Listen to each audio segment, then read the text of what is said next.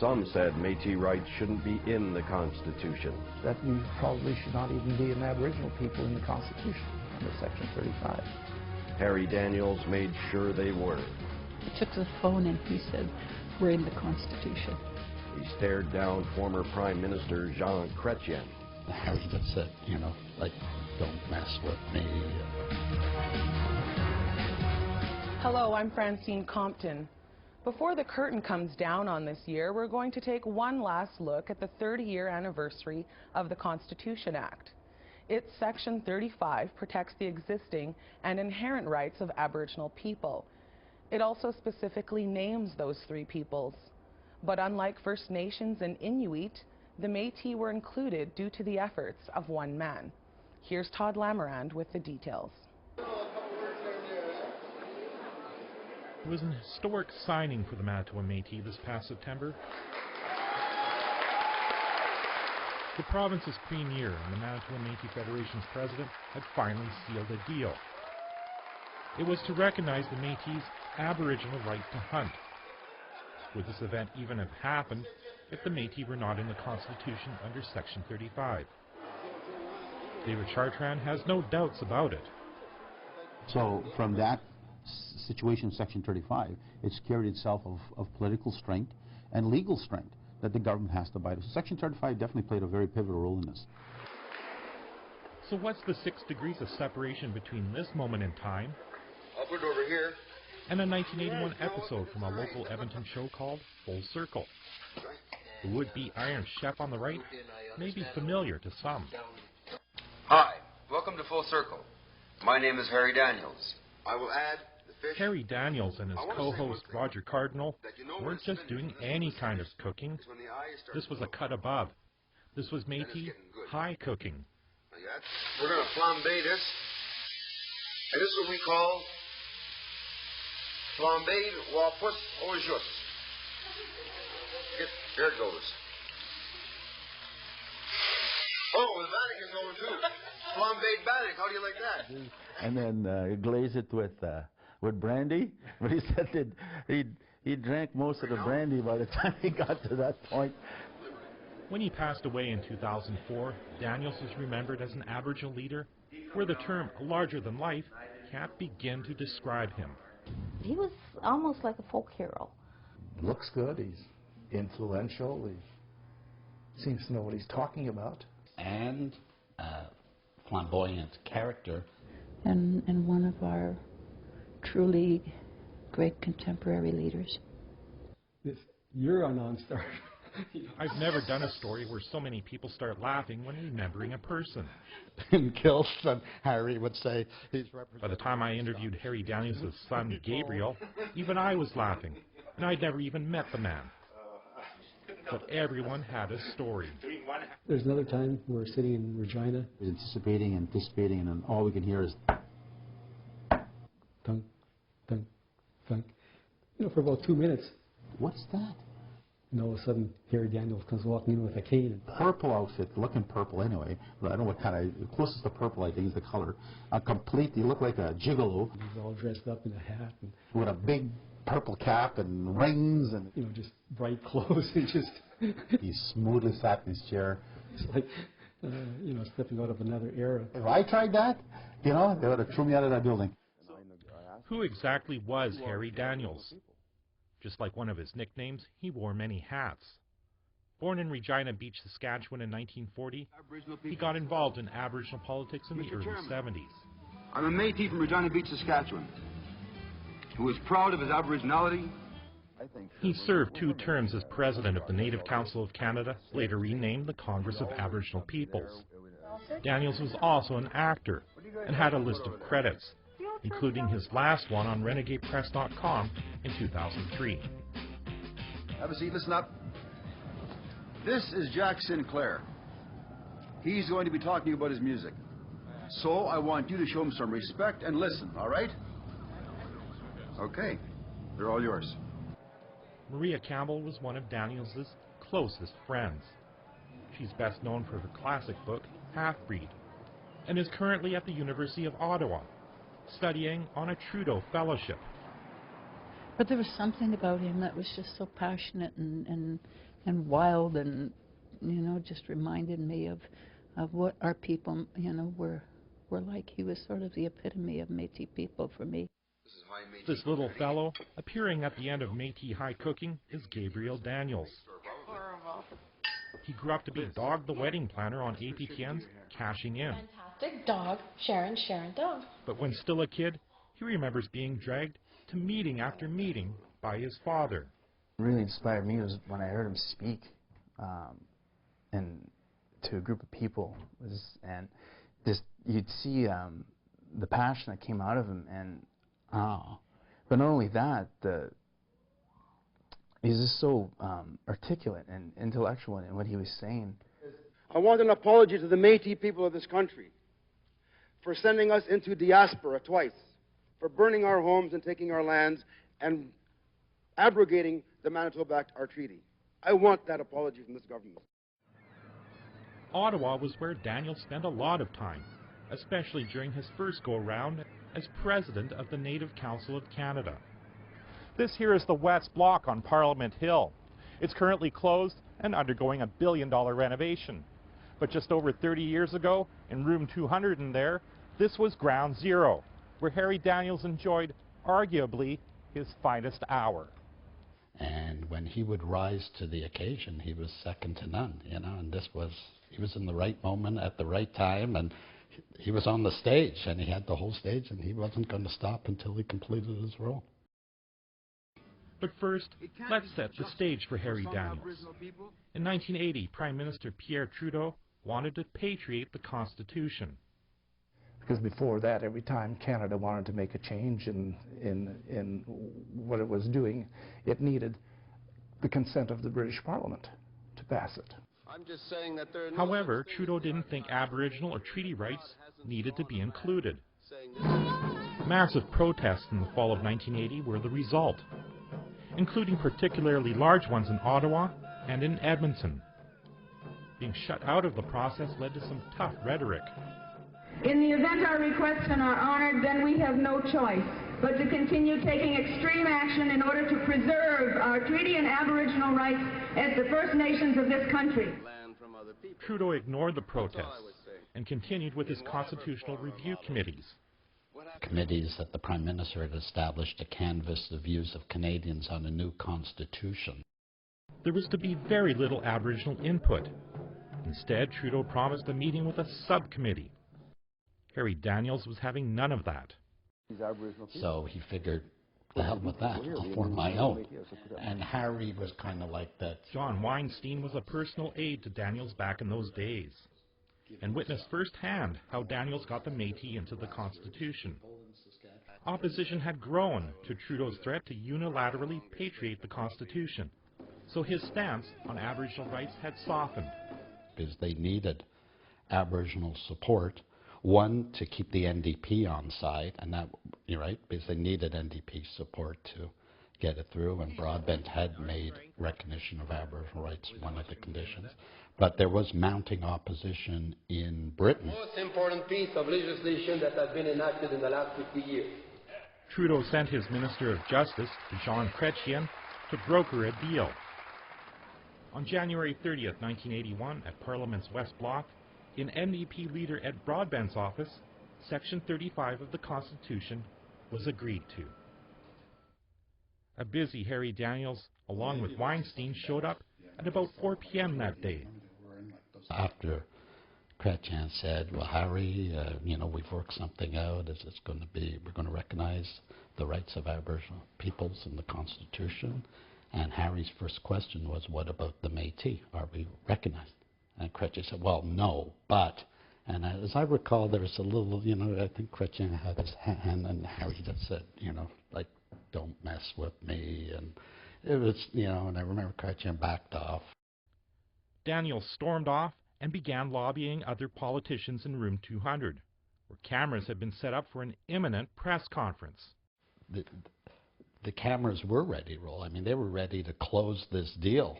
And Harry appeared to be the spoiler, and kind of like an unexpected spoiler, because I don't think anybody anticipated that type of response. Seeing his deal falling apart And with reporters waiting for an announcement, Chrétien approached Weinstein. I mean, he said, call Harry off. He said, we'll put Métis in the Constitution. The press conference could now go off without a hitch. Once the deal was done, the first question from a reporter to Harry was, oh, well, so will you now support patriation? And Harry said, I'll go to London myself and bring that sucker home. Maria Campbell was working against a deadline at her home in Edmonton that day in 1981. It was late in the afternoon and the phone rang. Her daughter answered it while still upstairs. My daughter was yelling it. She said, it's Harry, and she came running down and she fell down the last 3 steps of the stairs. And she said, I think we're in, because she's trying to talk to him as she's falling down. But anyway, I took the phone and he said, we're in the Constitution. The Métis were now in the Constitution. But did it mean anything? The answer when we come back. Harry Daniels' remarkable achievement appears to have started a bright future. Not just the Métis, but all Aboriginal people expected a new relationship with Canada. So what happened? Here again is Todd Lamarand. Majesty will sign. There it is. April 17th, 1982. With a flourish of the pen, Trudeau had triumphed in bringing the Constitution home. And so it seemed, had the Métis scored a major victory. Getting recognized in the Constitution in 82, we thought it was all over. Now it's over for us. We don't have to struggle anymore. We don't have to fight to be known in Canada that we're Indigenous people, that we're rights-bearing people in this beautiful country, that we will be recognized as a nation. They were in the Constitution, but that didn't mean the federal government believed they had any Aboriginal rights. A few months after they agreed to put Métis in the Constitution, Chrétien did write a letter to the Métis rejecting their land claims. So at the time he probably thought that, okay, we'll put the Métis in, it probably really doesn't have much, legal import. I grew up with that we don't have rights. And I've heard that not just from European people, I've heard that from First Nations people as well. And you still hear that. Former constitutional lawyer Paul Chartrand is having a ball. But even his German Shepherd Max knows there was a problem with Section 35. Well, maybe he doesn't. It was only a bare recognition of existing rights, a recognition of rights, not a creation of rights. So what are those rights? You see, that was not specified in the Constitution. Section 35 is a little vague on the details. So, a series of 4 constitutional conferences was held in this building behind me back in the 1980s. The goal? To fill in some of those blanks. Trudeau chaired the first one in 1983. Brian Mulroney, the last one in 1987. In addition to a land base, and along with the First Nations and Inuit, the Métis hoped to negotiate self-government. But that was a non-starter for some of the premiers in Western Canada, so no deal was reached. That was a downer. It just went down from there. It just took a nosedive. Bill Flamond opens up his briefcase of conference memories. He shows all the tags of meetings he chaired, where the Métis strategized the responses to the First Ministers. Having spent his career as a broadcaster, Flamond is just a tad bit cynical. I never felt that we were being taken seriously. We were sitting at the table. I personally didn't feel that we were being taken very seriously because, it was every time we opened our mouth and we wanted something, they seemed to know ahead of time what it was. The last conference is noted for the speech Jim Sinclair gave at the end. There was debate at that time who should speak at the table, whether it should be Ron Dumont or Jim Sinclair. And the group in closed session chose Jim Sinclair. A clearly frustrated Sinclair ripped into some of the premiers, in particular Saskatchewan's Grant Devine. I'm disappointed as well that you would say to us that the people of Saskatchewan are against you making a deal. I have here town councils, including the city of Regina and the city of Moose Jaw, your largest city in the province, supporting our right to self-government, our right to land, and people from the north, and the churches, and the unions. And I think it's unfair to you to accuse all of Saskatchewan of racism when you're advancing it at this table. That was probably one of the best speeches I've heard in my political career. And of course, there are consequences. Premier Devine at that time came back to Saskatchewan and cut off the core funding for the Métis in Saskatchewan, which is still gone to this day. Since the Métis were defeated at Batoche. Sinclair wasn't Métis. He was a non-status Indian who eventually got his status through Bill C-31. But Sinclair, who recently passed away, rivals Harry Daniels as a passionate champion of Métis rights. So he grew up with the Métis, and he knew the struggles. You know, his struggles and the Métis struggles were basically one and the same. Here's a good Jim Sinclair story.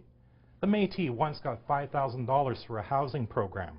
Sinclair converted it into nickels. He went down to the offices of the Canadian Mortgage and Housing Corporation and dumped the change onto their floor. He told them he was tired of nickel and dime programs. He will be remembered as, again, the sort of the, if not the greatest, one of the greatest Aboriginal leaders of the 20th century. Flamand looks back at it all with skepticism. But the whole thrust of the matter was not on us as Aboriginal people or Aboriginal self-government. It was on Quebec. What they wanted.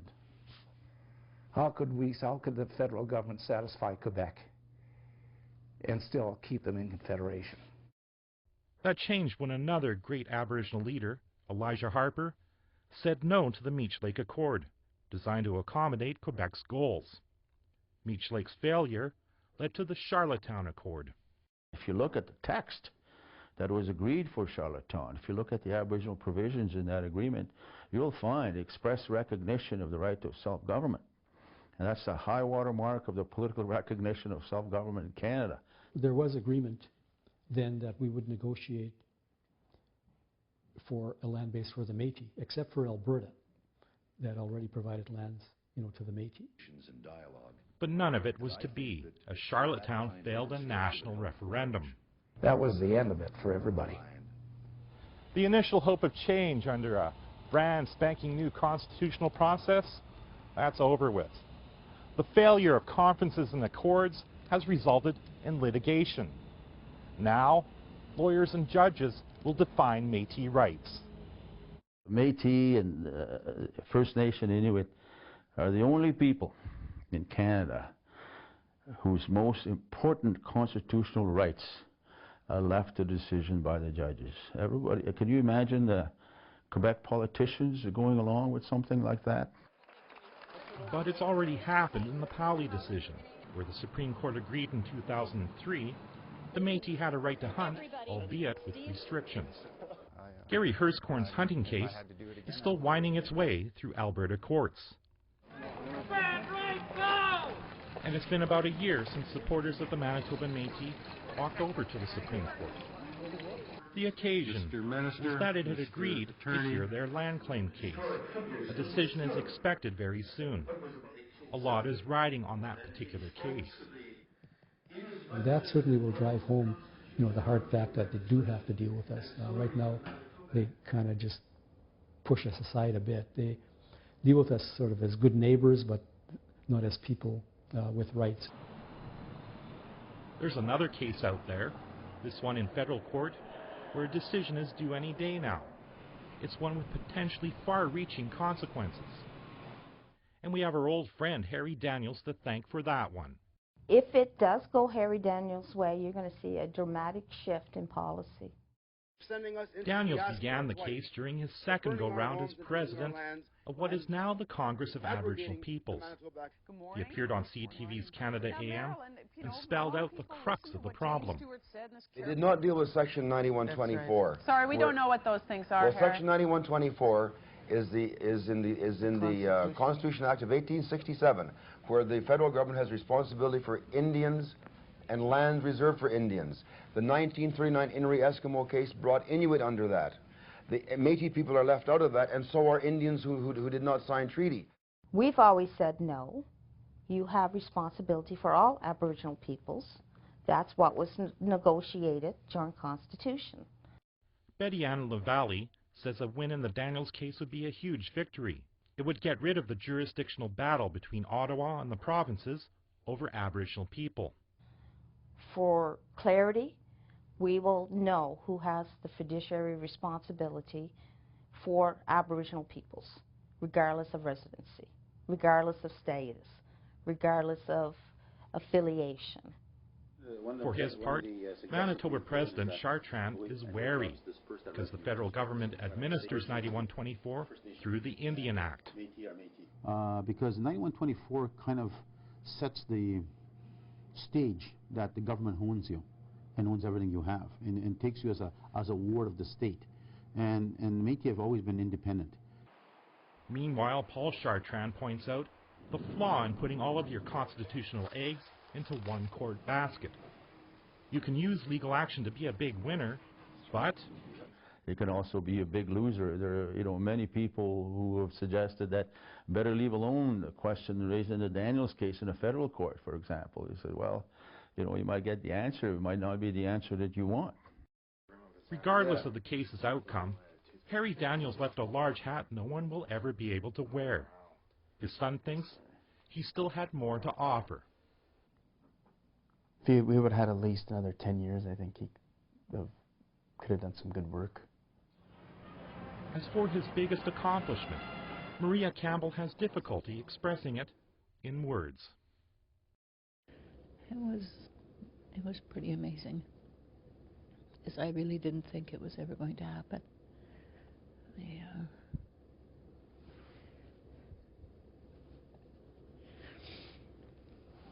The Métis continue to use the Constitution to establish their rights. Several years ago, a Supreme Court case said government has a duty to consult before development could occur. It was specifically talking about First Nations and their traditional territories. But last month, David Chartrand used duty to consult in a Métis context. He said Manitoba had failed to do so as it plans a massive hydro project called Bipole 3. This despite the lack of a Métis land base in Manitoba. But that has nothing to do with duty to consult. That's a mirage. Because the issue of Crown land as a whole in general, wherever Crown land exists, the rights of the Aboriginal people still prevail over the Crown land. So they have to consult with us. Next week, video journalist Josh Grummett introduces us to Michael Champagne. He started a movement to stop violence in one of Canada's most dangerous neighborhoods. I'm Francine Compton. Good night.